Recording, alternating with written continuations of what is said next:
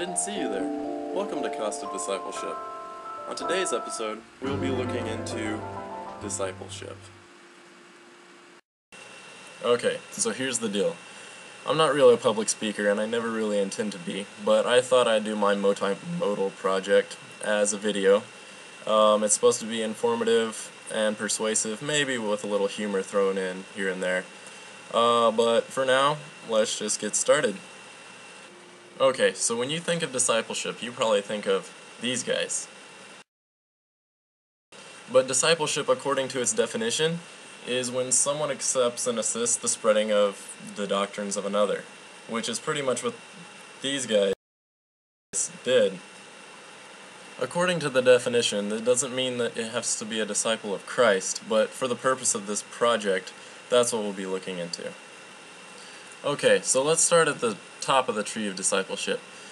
When you think of discipleship, or when I think of discipleship, I think of loyalty, and loyalty to Christ and His teachings and the Bible.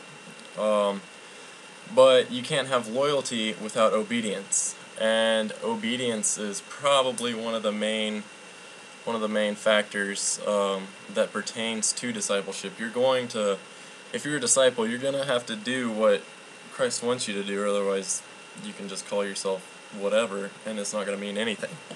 Next on the tree would have to be love. For me, love is probably the cornerstone of discipleship. It can go hand in hand with forgiveness, because you can't have forgiveness without love, but you can't have love without forgiveness. So they're like one and the same. They go together like peanut butter and jelly. Forgiveness is probably one of the hardest things anyone has ever done in their life. I know that is for me, and I still have a problem with forgiveness, because when somebody does something to you, it tends to stay with you for a long time. And forgiveness, you have to wipe it all out. And for me, that's been a struggle, but I've kind of gotten better at it. I found it easier to love, and whenever you love, that usually takes care of the forgiveness part. Love is what I really want to talk about. Too many times I've seen so-called Christians at church, and when a new member walks in and wants to know about Christ or whatever, they don't express the love that they should.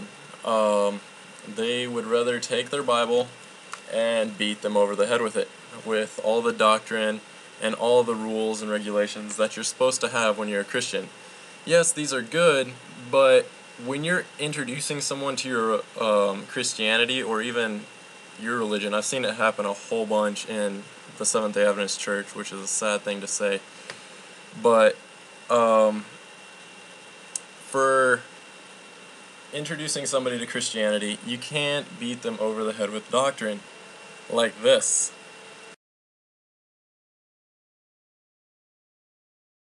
You have to love them into the church, and whenever they see that they are loved and accepted into the church, then they will want to follow the doctrine that is in the Bible, or learn as to why you're so different, or what they can do to be, it sounds vain, but be like you. Have a strong belief in the Christian church, and a good knowledge and following of the doctrines. The best illustration of this that I can think of is probably my uncle's church. My uncle didn't go to school to be a pastor or anything. Basically, he was part of a church in Oklahoma, and 30 of the members of this church went and started another Adventist church in the same city, just to spread out the congregation.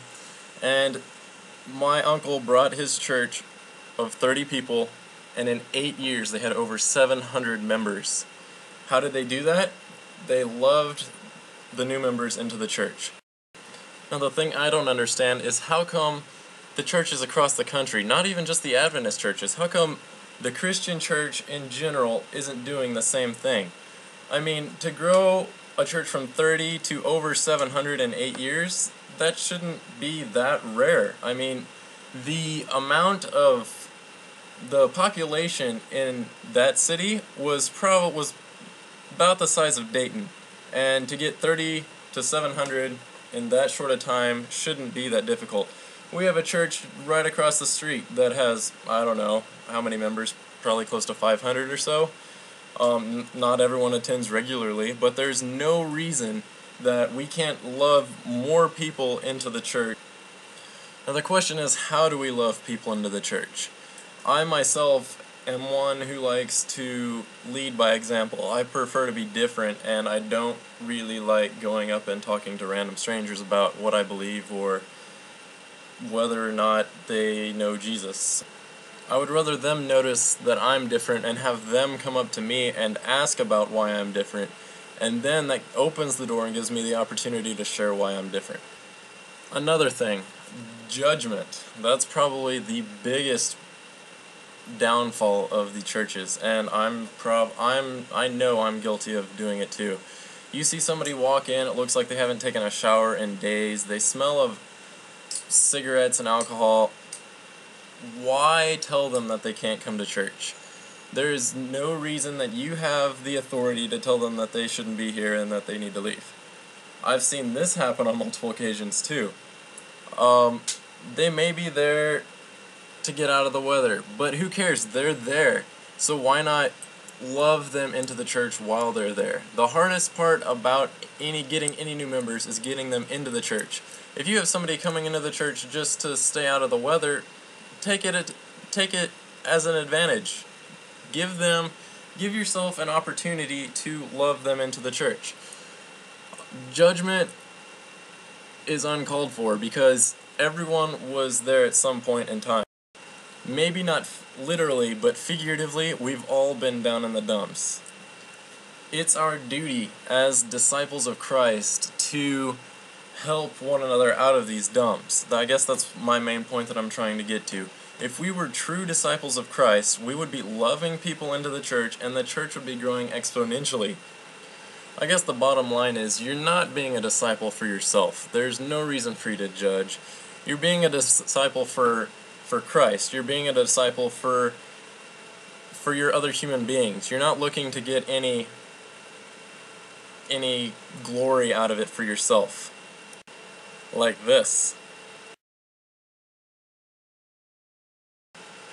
In conclusion, I guess I'm trying to say you have to be a disciple, you have to be loyal, which means you have to be obedient, which means you have to love and forgive. But most of all, in my opinion, love is the cornerstone of all discipleship. You have to not only love God, but you have to love your other human beings. You can't judge them.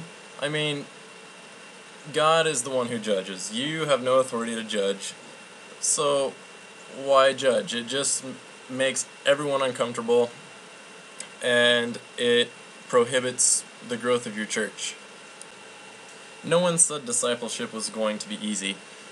Obviously, the 12 disciples had to give up everything, but as long as you know how to love, I think you'll be alright. Well, that's all on today's episode. Have a good one, and don't forget to love.